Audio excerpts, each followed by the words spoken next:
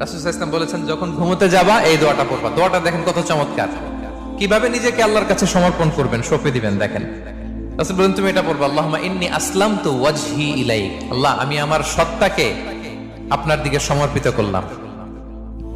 ওয়া ফাওয়াদতু আমরি ইলাইক। আল্লাহ, আমি আমার সব কাজকে আপনার কাছে সুপর্দ করলাম।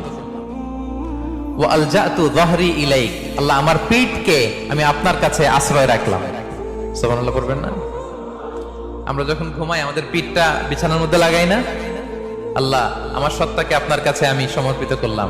আল্লাহ, আমার সব কাজকে আপনার কাছে আমি সঁপে দিলাম। আল্লাহ, আমার পিঠটাকে আপনার কাছে আমি আমানত রাখলাম। লা মালজা ওয়ালা মানজা মিনকা ইল্লা ইলাইক। আল্লাহ, আপনি ছাড়া আশ্রয় দেওয়ার কেউ নাই। আল্লাহ, আপনি ছাড়া আমাদের মুক্তি দেওয়ার কেউ নাই। আল্লাহ, আপনি যে রাসূল পাঠিয়েছেন সে রাসূলের প্রতি আমি ঈমান আনলাম। আল্লাহ, যে কিতাব আপনি আসমান থেকে পাঠিয়েছেন ওই কিতাবের উপর আমি ঈমান আনলাম। সুবহানাল্লাহ পড়েন।